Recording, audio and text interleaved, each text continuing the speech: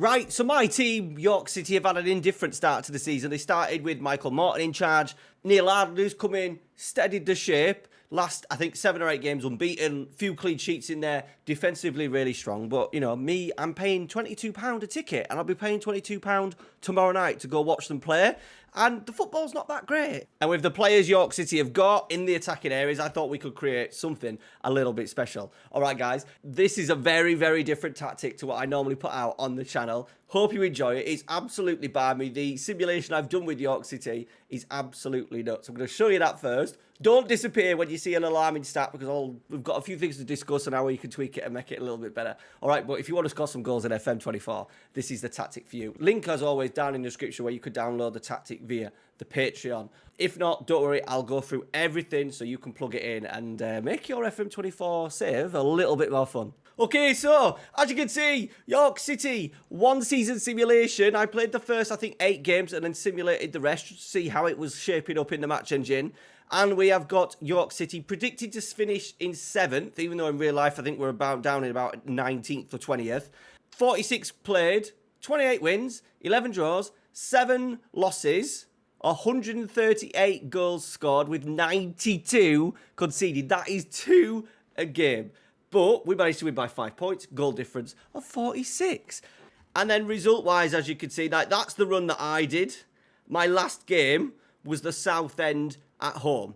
And then since that, FM has taken over. And there's a few, obviously, there's lots of like 4-4s, 4-3s, 5-3s, 2-2s, 3-2s, 4-4 last game of the season. Very exciting. Now, my suggestion is I'm going to actually have 2 tactics for you to download today. One is going to be obviously the main tactic. And then the second tactic, I think because it's been a simulation, it just plays the tactic all the way through. And my advice would be like, you know, here, the game against Maidenhead, for example, we were 1, 2, 3, 4 goals, 5 goals up after 18 minutes. And then we conceded the last 2 goals in 68 and 88. So my advice would be to blow teams away, literally blow them away in the first half. And then we're going to retreat back into a very, very basic 4-4-2 just to save energy. It's very intense. It's attacking. It's gegenpressing. Let's go and see how it looks. All right. So this is what we had now. As you can see, they were the 2 players that I wanted in because that is the main man, Depot Akinyemi, York City's like saviour this season. He ended up with only 25 and 52, which is a little bit weird because the other player who we've just signed, Billy Shadwick, he's not an out-and-out goal scorer, but he ended up scoring 31 in all comps. And then the main man, Ralphie's my little boy's favourite player, Kevin Castro, not great in real life, hasn't had a good start to his career at York City, but got 26 goals and 17 assists. So that's what, 43 goal contributions from attacking midfield. All right, so the structure. Now, I've done this various times to try and see if we could be like very defensive and have 2 set like attacking unit, defensive unit, and it didn't work. We're having large gaps in here. So what I've done is kind of gone a little bit overkill. I put wing backs supporting as well, pressing really high just to camp teams in. And then what I'm going to add in at the end as well is just a very, very basic 4-4-2. Something that you could probably use with the players that you've got in the starting 11 as well. Change a few of the team instructions just to slow the pace down, and then you can kind of play out games a little bit. I think if I'd have done that, we'd have probably conceded a good 25% less goals. All right, so starting at the back, goalkeeper on defend, no play instructions, so basic. Basic wing backs on support as well. Essential, like these two could be anything you want. Now at York City, we had a half decent ball player, so mixing it up with a defender and maybe a ball player would be good. Don't go libero. I tried that to try and get that in there to make a little bit more of a better rest defense, but it didn't work. So just leave it as a ball player or a central defender, but I'll leave that up to you.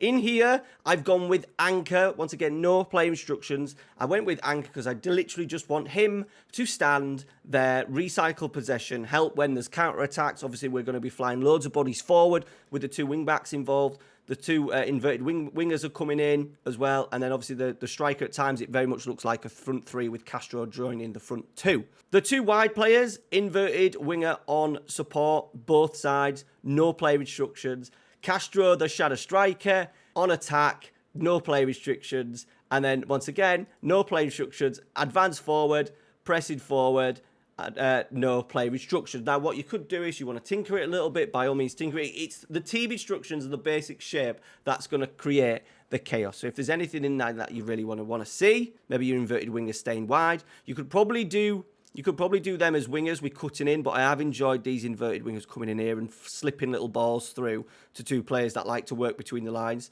like to chase balls into channels, so Chadwick and Akin Yemi. Right, team mentality, we're going attacking, of course. We're going to play for set pieces. We've had so much success for playing for set pieces. I had cross early on for a little bit, and I've taken that off because we were crossing loads anyway without it, and I didn't need overkill. Standard pressing direct. I've tried short, I've tried direct. The short one, we were just not creating enough. Direct, we were just getting countered a little bit, so we've gone bang, right down the middle. Sometimes time wasting, just to slow the game down at times a little bit, because we are playing higher tempo. We're going to work that ball as quickly and cause as much chaos as we can. Fairly wide attacking width. I don't want it too wide because I am wary that there's going to be a lot of counter-attack. So if we're a little bit narrow in shape, these inverted wingers are coming in, it's going to be easier to counter-press.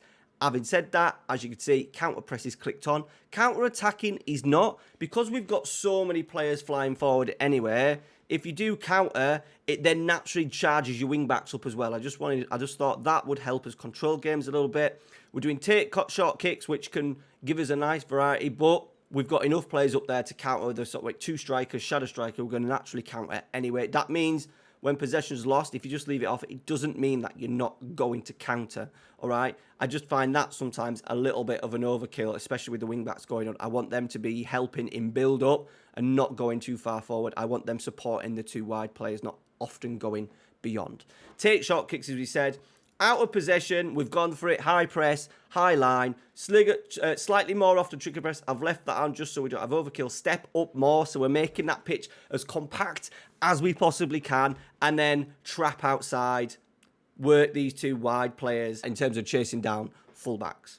All right, so that was the 4-1-5. This is the 4-4-2. So when you're maybe a few goals up, this is what I want you to put it in. Now, most of the players should be able to do it. You just bring your inverted wing-backs back. The only person that you might need to change is your shadow striker. You're probably going to take him off. So you need to make sure you have that like classic 8, a ball winner, a box-to-box midfielder, someone that can basically play the Carrilero role. All right, no play restrictions again. So we got the same back four. Obviously, you could change that like we had in the original one to a ball player. We've got two inverted wingers on support with a deep line playmaker on defend, just so they can recycle the ball a little bit.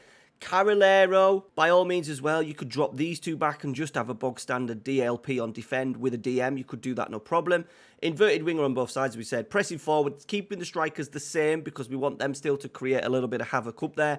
Positive mentality because you're on top. I think it's still important that we keep the ball. We're not just going to go park the bus, but there's a few things in here that's just going to help us gain a little bit more control. I want us to pass into space because we're going to play with a mid-block. So I'm hoping that we can clip balls over the channels a little bit, pass into space in particular for your two strikers to run onto. Your two strikers kind of need to be big, need to be athletic in order to sort of like maximise this tactic. I've put overlaps on left and right just because we've got the inverted wingers coming in. I don't want us to be over defensive, so I'd like us to, hold on to the ball and wait for those wing backs to get round on the overlap. That'll just slow the play down a little bit. Slight shorter pass in just to try and regain possession with slightly lower tempo. That should help keeping calm, keeping control of games. Frequently time wasting as well. We're going to slow the game down as much as possible and play for set pieces. In transition, we're going to take short kick still, slow the pace down. We're not going to rush it because we're going to be, by this time, remember, we're going to be 3-4-0 up.